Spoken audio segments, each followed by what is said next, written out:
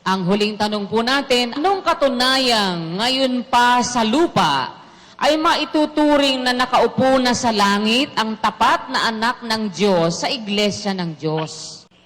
Sis Luz, Opo. Radmer, Opo.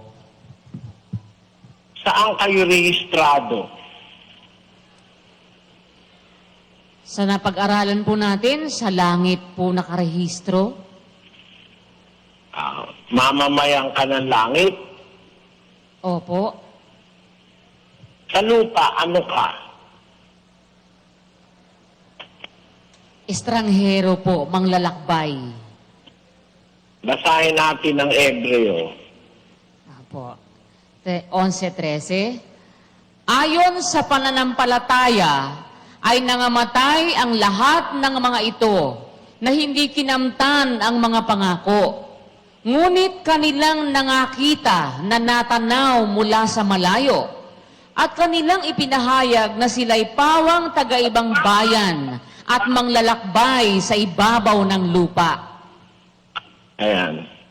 Ano tayo sa lupa? Manglalakbay po tayo. Ano lang para tayong pilgrims dito Di ba? Tama po. Ulitin mo yung talata. Ayon sa pananampalataya ay nangamatay ang lahat ng mga ito na hindi kinamtan ang mga pangako. Ngunit kanilang nangakita na natanaw mula sa malayo at kanilang Nakita na ba? Ano po? Nakita na ba yung pangako? Nakita po nila. Saan nila nakita?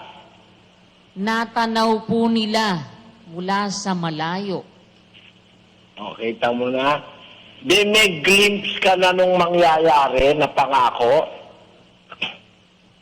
Opo. May ideya ka na po nung mangyayari? Hindi ideya, may glimpse ka na. A glimpse? Nakita mo na, natanaw mo na mula sa malayo, nakaupo ka. Paano mo pong makikita na matatanaw ng nakaupo ka? Paano po yun? Tanong ng bobo yan Ganun, naintindihan mo punto ko? Opo, awa ng Diyos ang pick up ko po, kapatid na Eli. Kung tayo po ay manglalakbay po dito sa lupa, kagaya po nitong nasa 11 po ng Ebreo, sabi po, ayon sa pananampalataya, ay nangamatay ang lahat ng mga ito na hindi kinamtan ang mga pangako, ngunit kanilang nangakita na natanaw mula sa malayo. Di yung po mismo... Ayun. Nakita na nila yung kanilang pwesto sa langit Natanaw nila mula sa malayo. Kaya nga nila sinabing lalakbay lang sila dahil alam nilang final destiny nila sa langit. Amen po.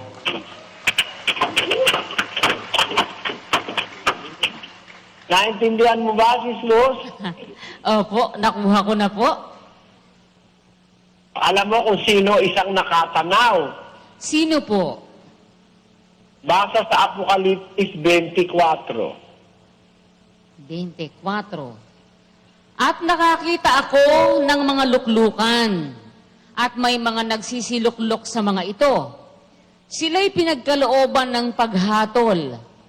At nakita ko ang mga kaluluwa ng mga pinugutan ng ulo dahil sa patotoo ni Jesus at dahil sa salita ng Diyos. At ang mga hindi sumamba sa hayop o sa kanyang larawan man. At hindi tumanggap ng tanda sa kanilang noo at sa kanilang kamay. At sila'y nangabuhay at nagsipagharing kasama ni Kristo sa loob ng 1,000 taon. Nakita ba ni Juan, kapatid na Luz? Nakita po niya. Sino isa sa nakita ni Juan?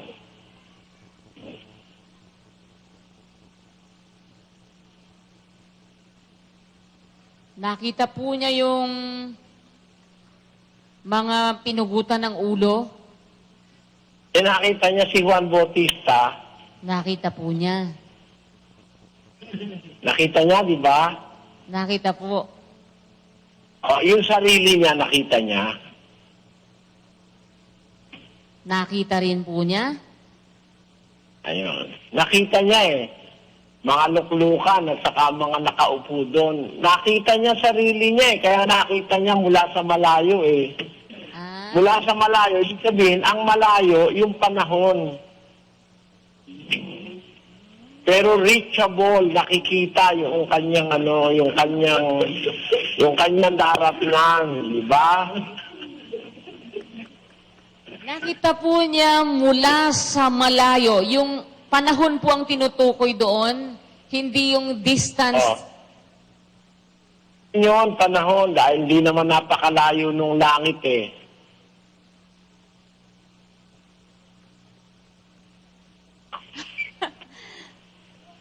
Paano pong hindi napakalayo ng langit? Paano pong ibig niyo sabihin? Eh, nakita na nga niya yung langit eh. Ano ka? Paano malayo kay San Juan yung malayo langit? Kasi ano yung 4-1? Nako, napaka-impertinente ng tanong mo. 4-1. Pagkatapos ng mga bagay na ito, ay tumingin ako. At narito, ang isang pintong bukas sa langit. At ang unang tinig na aking narinig na gaya ng sapakakak na nakikipag-usap sa akin ay sa isang nagsasabi, umakyat ka rito at ipakikita ko sa iyo ang mga bagay na dapat mangyari sa haharapin. Pagdakay na pa sa espiritu ako, at narito, may isang luklukang nalalagay sa langit, at sa ibabaw ng luklukan ay may isang nakaupo. Nakarating ba siya sa langit? Nakarating po siya. Ano siya nakarating? Malayo ba? Malapit lang po sa kanya. Bakit?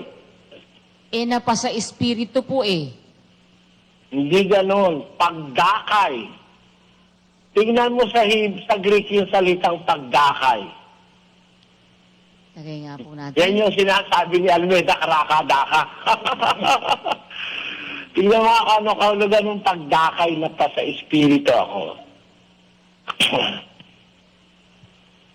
Pakilagay nga po natin. Pagdakay.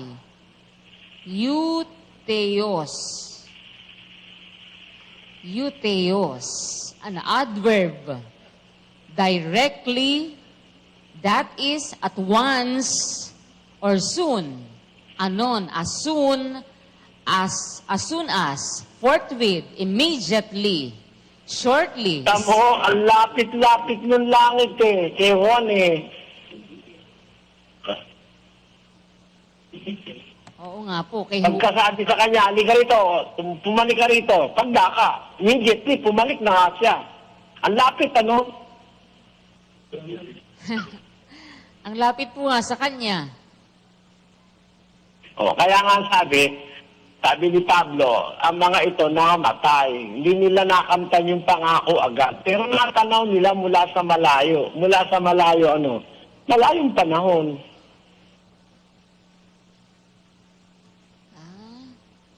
Paano po yun, Badeli? Lahat sila na natanaw nila mula sa malayo, kagaya ni Juan? Ikaw ba, hindi mo pa ba natatanaw ngayon? Kung sumusunod ka, matatanaw mo na yung pwesto mo sa langit, ano ka?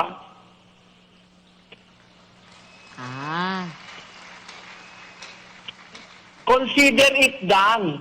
Sumunod ka lang. Sumunod lamang. Sumunod lamang. Ang sino mang tao'y kanyang lulong nasa. Sumunod lamang. Sumunod lamang. Si Jesus ay nakahanda sa pag-alala. Kung sa paglapit mo ay magtitiwala. Umasok ang lubos tatanggap ng tala. Ang may aling nalalay sa pagkakaba.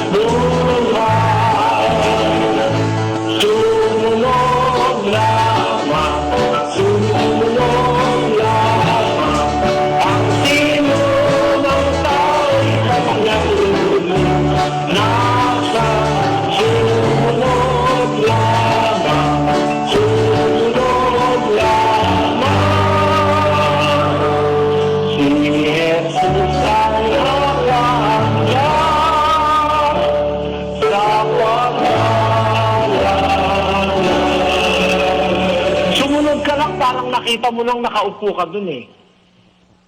Di ba ganon, Sis Luz? Opo. Amen po. Huwag ka lang liliko. Para mo nang nakita, sumunod ka lang. Hindi naman mababago na eh. O, basahin mo sa 6:18. Hebreo. Ebreo. Upang sa dalawang bagay na di mababago, na di maaaring ang Diyos ay magbulaan, ay magkaroon tayo ng isang matibay na kasiglahan, tayong nangagsitakas na sumakanlong upang mangapit sa pag-asang nalalagay sa ating unahan. Kita mo na, hindi naman mababago na yung takda ng Diyos eh. Sa Kristiyano, uupo ka ron. Eh ngayon pa lang nakaupo ka na eh.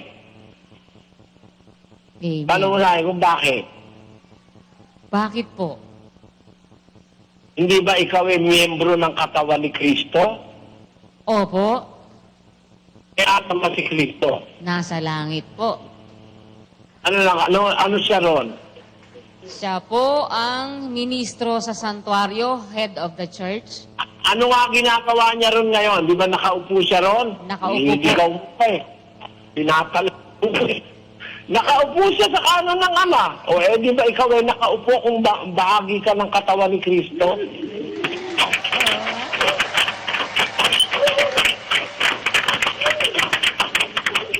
Eto yon. Sinabi na ni kapatid na Daniel, matigas lang ang bungo mo eh. Oh, yan talaga, kung minsan yung matanda, talagang pagkatumatanda ang tao. Sinabi na ni kapatid na Daniel eh, si Kristo is selfless.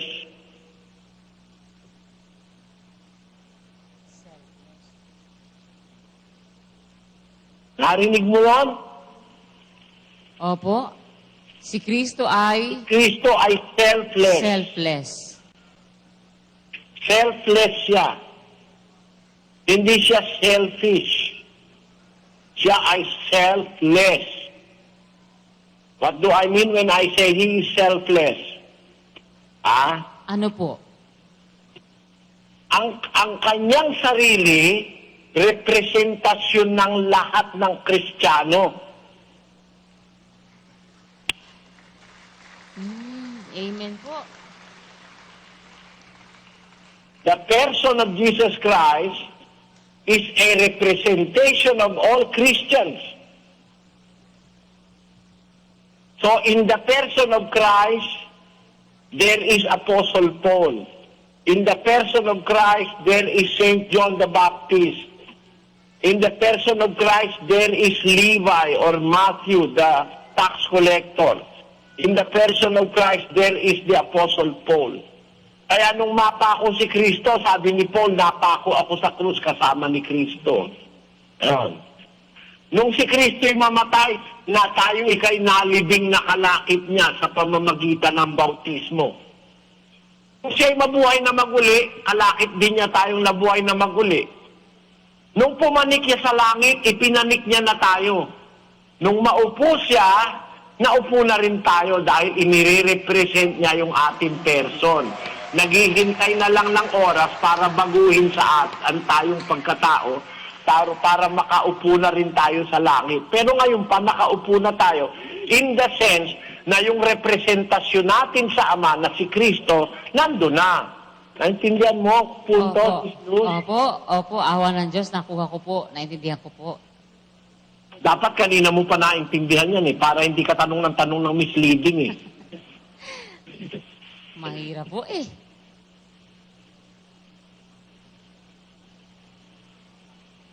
Naintindihan mo na, Brad Mel? Opo, kapatid na Eli, awa ng Diyos, gumuguhit po ang liwanag. Hindi ba tayo'y nalibing na rin? Tama po. Tayo'y namatay na rin? Tama po. Basahin mo yung 6:4 ng Roma. Tayo nga'y nangalibing, nakalakip niya sa pamamagitan ng bautismo sa kamatayan, na kung paanong si Kristo ay nabuhay na mag-uli sa mga patay sa pamamagitan ng kaluwalhatian ng Ama, ay gayon din naman tayo'y makalalakad sa panibagong buhay. Kais, na nalalaman natin na ang ating datihang pagkatao ay kalakip niyang napako sa krus upang ang katawang salarin ay magiba at nang sa gayoy, huwag na tayong maalipin pa ng kasalanan. Hindi ba napako na rin tayo sa krus, kapatid na Mel? Tama po. Paano tayo napako sa krus? Nung tanggapin natin ang bautismo, automatically nakasama na tayong napako ni Kristo sa krus. Kaya nung ilibing siya, automatically sa bautismo, nailibing din tayo. Yung ating bautismo, ang simbolismo ng kasama tayong nalibing ni Kristo. Kaya nung mabuhay siyang maguli, kasama na rin tayong nabuhay na maguli. Parang tapos na istorya di ba? At nung pumanik siya sa langit, nandun na rin tayo. At nung maupo siya sa kanan ng Diyos, nakaupo na rin tayo. Tama? Opo. Kaya sabi ni Pablo, kayo'y pinaupong kasama niya sa langit. Ibinangong kalakip niya at pinaupong kasama niya sa sangkalangitan kay Kristo. Past tense na lahat yung ginagamit ni Pablo na yan Diba? Paano mangyayari yan? Hindi pa naman physically possible yan. Although it is physically not yet possible, but it is spiritually possible kasi Christ, the person of Christ, is the collective representation of all Christians. Amen? Amen. Kung bahagi ka ng katawan ni Kristo, nung pumunta sa langit si Kristo, napunta ka na rin. O palagay mo, Vladimir, ako yung hinliliit sa paa, yung kuko. Nung pumanik si Kristo sa langit, kasama na ako, di ba? Amen po. Ako yung hinliliit sa paa Yung kuko. Tama? Paano na po kaya kami kung Hindi, nilalagay? ikaw naman ang daliri. Di ba? Hindi. Daliri sa kamay. Si Sislos naman hinlalaki. Di ba? Di ba gano'n?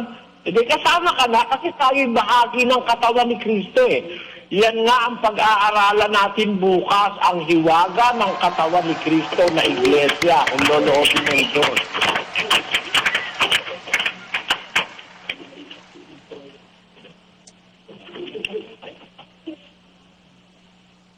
Napakahiwaga po talaga. Pero ang sarap po.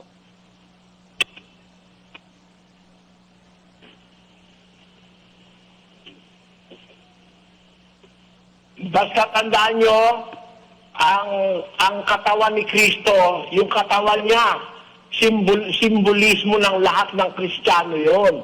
Siya ang ulo ng katawan sa makatwiday ng iglesia.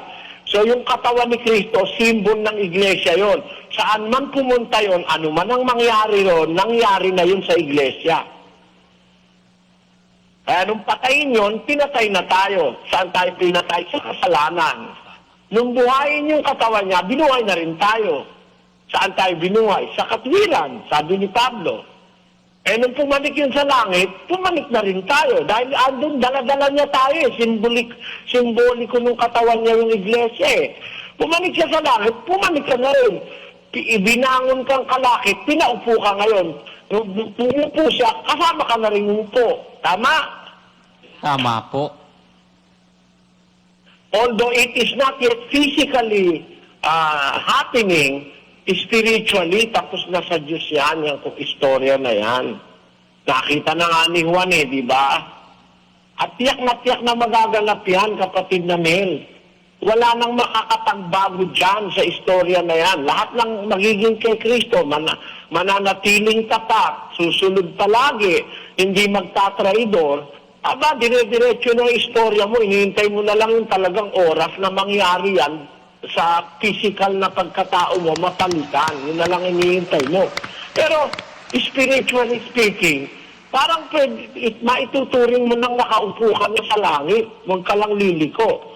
Alam mo, wala nang pagbabago yung istorya na yan. Magaganap talaga yan. Walang makakapigil. Alam mo, isa lang ang makakapigil niya sa pangyayari niyan Alin po yun, kapatid na Eli? Ikaw. Ay, yung tao po mismo. Oo. Isinama ka ni Kristo sa kanyang katawan. Kung gusto mong kumalas, pwede kang kumalas. Basahin mo yung 5:25 ni Jeremias. Ang inyong mga kasamaan ang nangaghiwalay ng mga bagay na ito, at ang inyong mga kasalanan ang nagsipigil sa inyo ng kabutihan. Ang makakapagbago lang yan, ikaw mismo, kung ayaw mo talagang sumama sa langit, yung paggawa mo ng kasalanan ang maghihiwalay sa'yo. Tama? Tama po. Ang katunayang meron talagang ganyan, sa 6:4 ng Ebreo. Sabi po ng talata, sapagkat tungkol sa mga minsang naliwanagan at nakalasap ng kaloob ng kalangitan at mga nakabahagi ng Espiritu Santo at nakalasap ng mabuting salita ng Diyos at ng mga kapangyarihan ng panahong darating at sa kanahiwalay sa Diyos ay di maaaring baguhin silang muli sa pagsisisi. Yamang kanilang ipinapakong muli sa ganang kanilang sarili ang anak ng Diyos at inilalagay na muli siya sa hayag na kahihiyan. Kita mo? Ang makakapagbago lang ikaw mismo. Kung ayaw mong sumama sa biyahe papunta sa langit, pwede mong ikalas yung sarili mo. Umiwalay ka sa Diyos, sa paggawa mo ng kasalanan, nahihiwalay ka. Pero kung susunod ka lang, tapos na ang istorya sa'yo, Sis Luz. Naintindihan mo? Amen po. Walang pananampalataya sa mundo na kasama ng na katulad ng Kristiyano. Ang ating pananampalataya bilang Kristiyano, ang tanging pananampalatayang sigurado ang pupuntahan mo. Amen. Ang paniniwala ng iba na pagka ikaw daw ay nagpakamatay at pumatay, ikaw daw ay pupunta dun sa langit na inimbento ng kanilang pastor, na dun sa langit na yon ang dadatnan mo, magagandang batang lalaki, at siguro, gagawin ka pang sudumita at saka gumurita. O, di ba, mayroong ganyang paniniwala na pag naligtas ka, dadatnan mo 72 virgin. Para bang pag napunta ka sa langit, ang gagawin sa'yo, bulunggan. Yan ay aral na walang pinagbabasihan, ano? Kasi sa Biblia, pagdating mo sa langit, ang nandoong dadatnan mo, bagay na hindi mo naisip, hindi pumasok sa puso mo, hindi mo narinig. Yun ang dadatnan mo sa langit. Nagtataka lang ako sa iba religion, alam na nila kung ano yung nasa langit. Lumalabas, invento yung kanilang yung makikita sa kanilang langit. Pero yung makikita mo sa langit ng Diyos, hindi mo nakita, hindi mo naisip, hindi pumasok sa isip mo, hindi mo pa narinig. Basahin mo yung 2:9 ng unang Korinto. Datapwat gaya ng nasusulat, ang mga bagay na hindi nakita ng mata at ni narinig ng tainga, ni hindi pumasok sa puso ng tao. Anumang mga bagay na inihanda ng Diyos sa kanila na nangagsisiibig sa Kanya. Ayan. Hindi nakita ng mata yan. Hindi kagaya nung sinasabi niya ng mga Mormons na meron kang virgins na 10. Pwede. Talagang malibog itong si Joseph Smith, ano? Ang itinurong langit puro kalibugan eh. Pagdating daw dun sa langit, sabi ng mga Mormons, magkakaroon ka ng maraming asawa. At gagawa ka rin daw ng mga planeta at yung mga planeta pupunuin mo raw ng tao. Naku, matinding asawahan yung napapangarap ni Joseph Smith na yun. Naku, matinding kagaguhan yung paniniwala ng Mormons na yan. Mga kababayan, mga Mormons, lumayas kayo dyan. Dito mo ang paniniwala ng Mormons, pag nakarating ka sa langit, marami kang aasawahin. Marami kang wives. Pakita nga natin yun, kapatid na Alvin. Pag naka-attain ka raw ng celestial glory, abay, marami kang mapapangasawa ron. Yun ang paniwala ng Mormons. Ang ipinangkumbinse, kalibugan. Tamang-tama si San Pedro eh. hinihikayat sa kalibugan. O, pinangangakuan ng kalayaan, samantalang sila'y alipin ng kabulukan. Basahin natin ng 2:18 ng ikalawang Pedro Sislus. Na pinangangakuan ng kalayaan. 18. 2:18. Sapagkat sa pananalita ng mga kapalaluan na walang kabuluhan, ay umaakit sila sa masasamang pita ng laman sa pamamagitan ng kalibugan, doon sa nagsisitaka sa nangamumuhay sa kamalian, na pinangangakuan ng kalayaan, samantalang sila'y mga alipin ng kabulukan, sapagkat ang nadaigmi naman ay naging alipin din naman niyaon. Marami ng taon niyo akong kilala, kapatid na Luz. Kahit minsan ba, meron na akong panghihikayat na dinaan sa kalibugan, Sis Luz? Wala po. Mula po nung umpisa, wala po. Ngayon, meron ba? Wala po. Merong mga ngaral ang panghihikayat kalibugan, kagaya ni Joseph Smith. Pag nakarating ka raw sa langit, marami kang matatangasawa at maggagawa ka raw ng mga tao. Sino mong kalibugan niyang ipinanghihikayat ng mga demonyong yan? Na mga Mormons? Ha? Opo. Di ba? Opo. Kaya ano, sinasabi sa Biblia, na sa pagsasalita ng kapalaluan na walang kabuluhan, umaakit sila sa masasamang pita ng laman sa pamamagitan ng kalibugan na pinangangakuan ng kalayaan samantalang sila'y alipin ng kabulukan.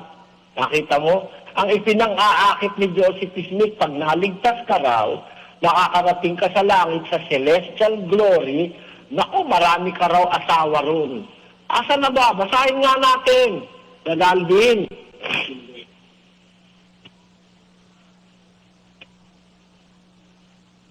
Sige nga po, pakita natin. Doctrines and Covenant, page 77. Eto po. Doctrines of the Gospel, page 77. Marriages performed in the temples for time and eternity by virtue of the sealing keys restored by, ano po ba yun? Putol. By Elijah.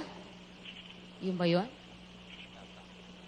Are called celestial marriages. The participating parties become husband and wife in this mortal life, and if after their marriage they keep, and if after their marriage they keep all the terms and conditions of this order of the priesthood, they continue on as husband and wife in the celestial kingdom of God. May husband and wife pa rin sa celestial kingdom of God. At doon daw sa celestial kingdom of God, magkaanak ka raw ng marami ro. Ang panghikayat, kalibugan. Diba? Opo.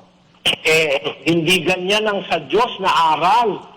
Inaatake nga ni San Pedro yung nanghihikayat sa kalibugan eh. Parang iglesia ni Manalo. Diba? Sabi sa binangonan nung nagpupulong kami roon, yan ay kang mga iglesia ni Kristo, sabi ng mga tao, iglesyang pampararap. Ano ka ako ibig sabihin ng iglesyang pampararap? Kasi kapag nag-aanyaya sila sa kapilya, marami kang mga dalaga ron. Tapos sasabihin ng pastor, hindi kayo, mamili na kayo sa mga kapatid namin dalaga, baka gusto nyo, ligawan nyo. Yun. Ipinapampararap yung kanilang mga babae. Ganun yan, mga iglesyang kalibugan. Kasi ang mga pastor niyan, malilibog pa sa asong hubad. Ganun yung mga pastor ng demonyo na ang kanilang panghihikayat may kasamang kalibugan. Pinangangakuan ng kalayaan yung mga membro. Para sa nakahikayat ng mas marami. Actually, yan ang iglesia ng Mormons. At ang kadiwa, yan yung iglesia ni Manalo na ang mga kapatid nila, ipinapain yung mga dalaga, tawag sa Binangonan, pagtanong nyo dun sa Lunsad, ang tawag nila, Iglesia Pampararap.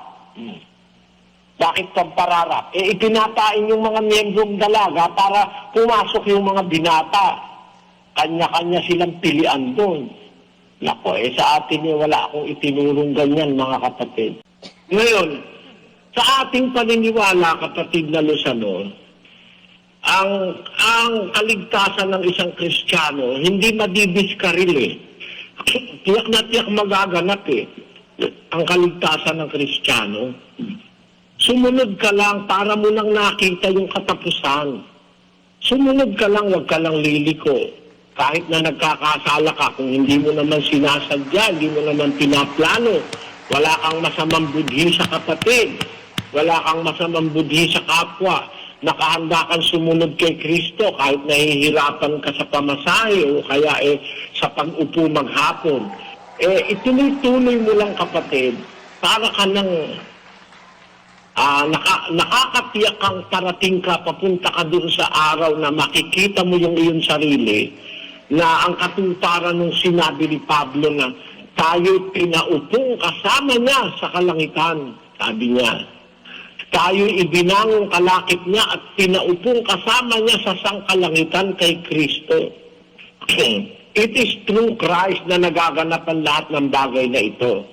Na through Christ, namatay na tayo, through Christ, nabuhay tayong mag-uli sa pamamagitan ng bautismo. Sa pamamagitan ng bautismo kay Kristo, napako na tayo sa krus. Kasi tinubos tayo ni Kristo, tayo naman talaga dapat ipako eh. Pero kung ang iglesia ay katawan ni Kristo, representasyon ng iglesia yung Kristo. Ano mang nangyayari dun sa katawan ni Kristo, yun ang nangyayari sa iglesia. Kaya kung yun ay binuhay na mag-uli, mabubuhay ding mag-uli ang iglesia. Kung yun ay ipapanik sa langit, ipapanik din sa langit ang iglesia. At kung yun ay umupo sa kanan ng Diyos, umupo rin ang iglesia. At uupo nga, nakita nga ni Juan. So it is a done story. Bakit done? Ano ang dahilan na yan ay masasabi nating done story? A story that is already made. And it is not anymore amendable. It is not anymore, it cannot be anymore, there can be no alteration or there can be no more amendments in this story of Christian salvation. Basahin natin ang 43:13 ng Isaias, kapatid na Luz. Oo, mula nang magkaroon ng araw ay ako nga, at walang sino mang makapagliligtas sa aking kamay. Ako'y gagawa at sinong pipigil? Meron bang makakatigil sa gagawin at ginagawa ng Diyos, kapatid na Luz? Wala po. Ayun. Kaya pag sinabi ng Diyos na mangyayari, consider mo na nangyari na. Gaya ng sinabi sa Roma, ang bagay na hindi pahayag, tila hayag na. Sabi sa 4:17 ng Roma, pakibasa uli. Gaya ng nasusulat, ginawa kitang ama ng maraming bansa sa harapan niyaong kanyang pinanampalatayanan. Sa makatwid bagay ang Diyos na nagbibigay ng buhay sa mga patay at tumatawag sa mga bagay na hindi pahayag na tila hayag na. Ayan, hayag na. Hindi pa hayag, pero hayag na. Hindi pa nangyayari, pero nangyari na. Para sa Diyos kasi, para sa Diyos, talagang mangyayari yung kaya niyang papangyarihin yun eh. Kaya para sa Kanya, nangyari na yan. Pinakita niya na nga kay Juan yung katuparan ng lahat ng bagay eh. O puntahan mo yung Apokalipsis 16. At ipinanumpa yaong nabubuhay magpakailan-kailanman, na lumalang ng langit at ng mga bagay na naroroon, at ng lupa at ng mga bagay na naririto, at ng dagat at ng mga bagay na naririto, na hindi na magluluwat ang panahon. 7. Kundi sa mga araw ng tinig ng ikapitong anghel, pagka malapit ng siya'y humihip, Kung magkagayoy, ganap na ang hiwaga ng Diyos ayon sa mabubuting balita na kanyang isinaysay sa kanyang mga alipin na mga propeta. Ayun, di ba merong paghuhihip na yung ikapitong anghel, magkagayon ng wikay, ganap na ang hiwaga ng Diyos. Eh, di nakita na ni Juan lahat siya, naganap na yan eh. Naganap na yan and we are part of that story. Huwag lang tayong liliko, mga kapatid, dumiretso lang tayo.